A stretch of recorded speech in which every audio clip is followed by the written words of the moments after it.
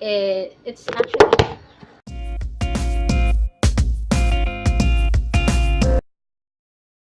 Hello friends, and welcome to another video. This video is time sensitive because I'm on my period.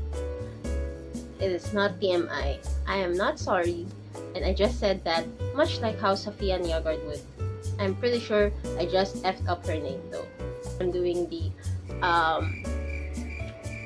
I tried following a insert YouTuber video here, and I have chosen to do a Safiya Nyaagrd video. Not necessarily a makeup tutorial because it's all been said and done, and yes, medyo huli na po ako sa trend. For this video, we are unboxing a PMS subscription box or a period subscription box, which is the first of its kind here sa Philippines. Yeah, it's from Happy Days Club, and they sent me last month and this month. This is what the box looks like. Yes, it's from Happy Days. Here we are. Aww, it's a sticker. Cute. So, what's inside the box? I think this is a handy box. Yung cheaper, because you have two kinds of boxes. You have a premium box and then you have a the basics kind of box. So what's inside the care package is this Twinings 4 Red Fruits Tea. I love yung amoy nito, as in. So we have here a sample size of the Betadine Fresh Bliss Daily Feminine Wash. And we also got, I am cute! I also have some Softex Hello Kitty pads, which has wings. So I got another Bobby peel off, and this time it's in blue fudge. Hindi ko siya kayang i-pronounce. Bloon Shaga? That is kulay blue. Chocolates. Chocolate is always good. And we also have this Charmy feminine wipes. Hindi ko akalain may ganun na pala ngayon. Ang alam ko lang baby wipes. So, feminine wipes, hypoallergenic. I could have used this yesterday. Dapat kahapon ko ito binuksan. And, hindi natira. Oh, ang cute naman. Meron tayong Bobby na retractable eyebrow pencil. Makeup is always good. So, yeah, I am more of a 5-day period kind of girl. Sometimes it goes up to 7. Depends on the days kung marami ba talagang dugong kailangang ilabas o hindi. I also have regular periods. Periods are something that's normal, and I like how Happy Days Club saw to it that women around the Philippines need that kind of little confidence boost, that konting surprise happiness, ganyan. Kasi we need to treat ourselves, ladies. Kasi pag may period ka, dinidysmenorrhea ka, sumasakit ang ulo mo, there's a hormonal imbalance inside your body, and it can suck big time. I know. We all know that, diba? So, chocolate time. Kailangan ko ng break. Chopper, okay lang ba? Kailangan ko ng break.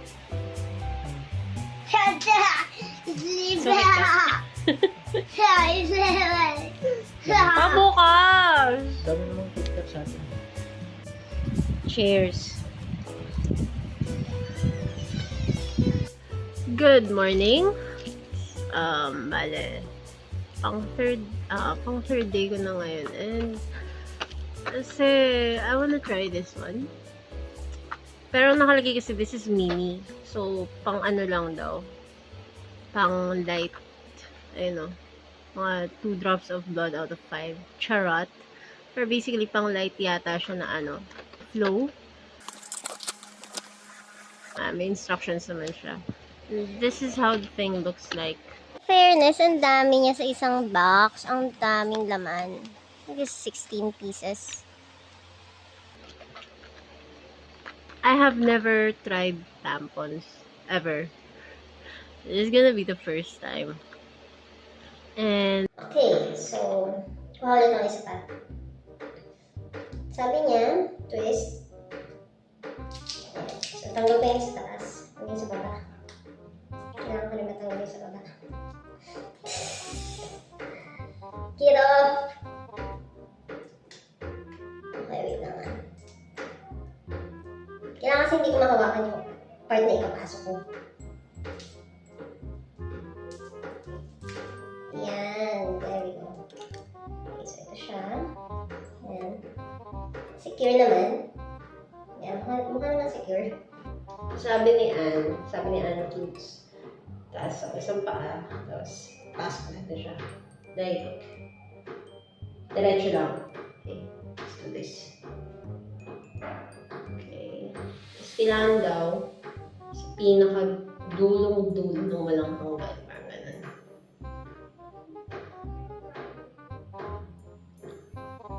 Okay. I think yun yun. Yeah, I think yun yun. Tapos naman ko. Hindi ko ramdam yung string.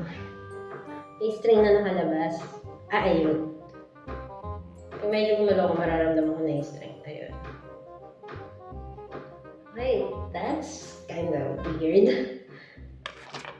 Weird siya kasi parang, alam mo, dapat may mararamdaman ako. Nasanay kasi sa pants. So, ayun. Tingnan natin kung talagang wala kang tagos na mararamdaman pag nag-tampon ka. Kasi yung problema ko, lagi yung tinatagosan eh. I think lahat naman yata ang babae, ganun yung problema. So, ang nakuha ko is a mini na size, which sabi rin ni Ladouce, palitan mo after 4 hours. Update ko kayo sa kung ano yung experience ko later. Time check natin ay, oras na ba? Basta mga around 8-ish, ganyan. Mga around 8 ako umano eh. Basta mga around 8-ish. Ayos na lang yung tagos eh. So, kapalit pa ako ng shorts ngayon. And tignan natin later kung anong nangyayari. Wala akong nararamdaman ngayon. Ang weird. Kasi meron ako. Tapos alam mo yung nasanay ka na naka-napkin ka, ganyan. Wala lang. Tayo mo pag lumaki na. Although, ang weird yung yung string part. Kasi kanina, di ba, pagka insert, may dangling. Yun lang yung weird. Parang may lawit ka. I mean, nakalawit, which is, well, may nakalawit naman talaga na strings ko.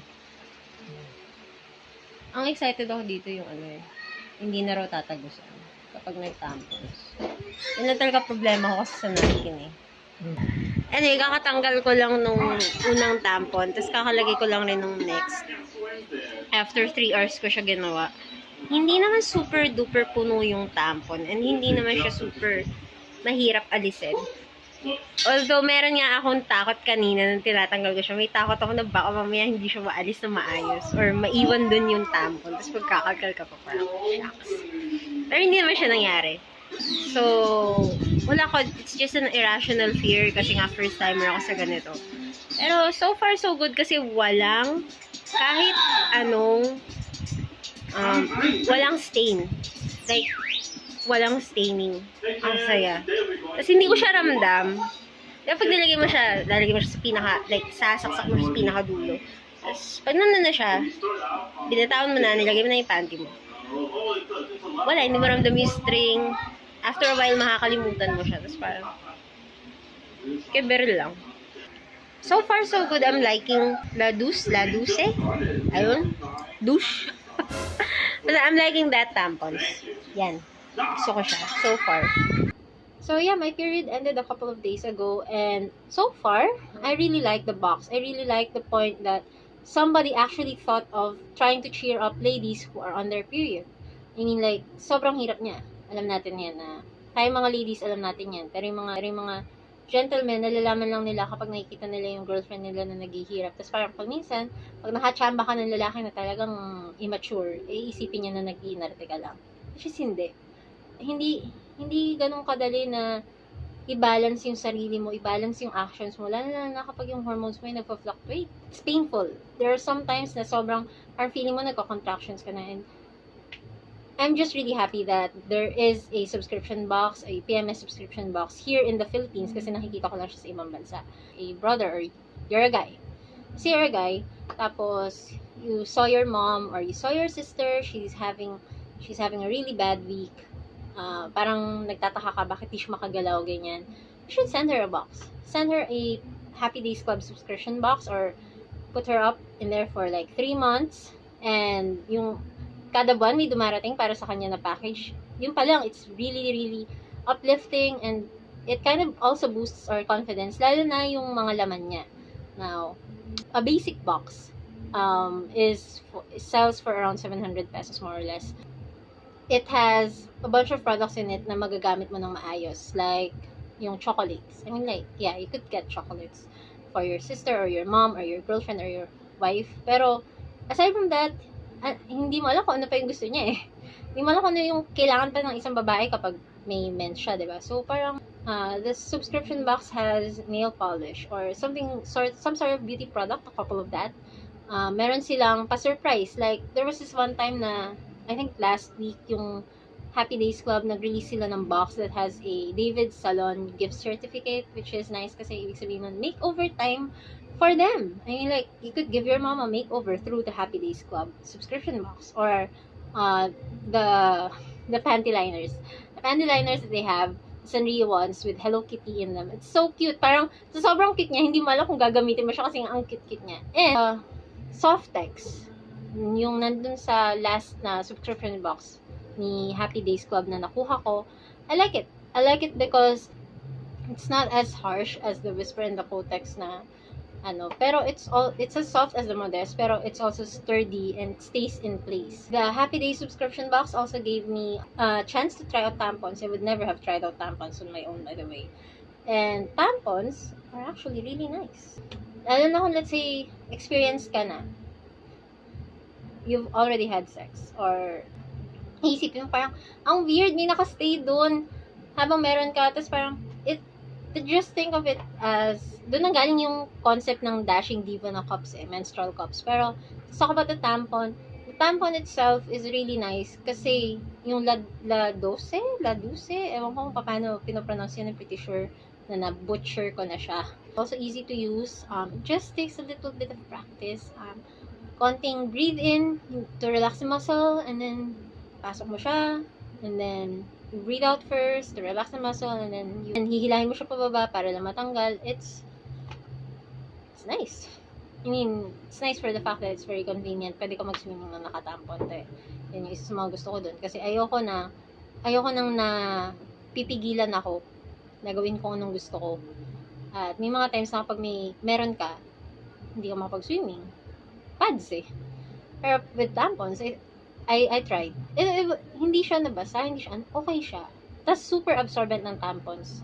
Seriously. So, you have no problem. Yung mga buo-buo na nakikita mo sa taas, nakikita mo sa pad, lumabas, it's going to be there, up there sa taas. And kasama din siya na makukuha pag kinuha mo yung buong tampon. So, everything's good. And, yeah. Would I get another subscription box? Definitely, yes. Why? Because I really just like surprise packages.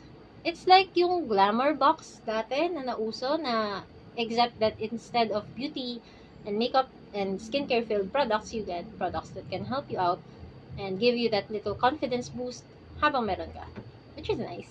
Thank you guys for checking out my I tried creating a Safiya video. I hope this video is as informative as how Safiya would have made it. Here are my social media handles. You could check them out. I don't have an Nkklk, but I do have a blog. Please do check it out as well. I post my stuff in there. My kung ano-anong stuff. And I'll see you guys next time.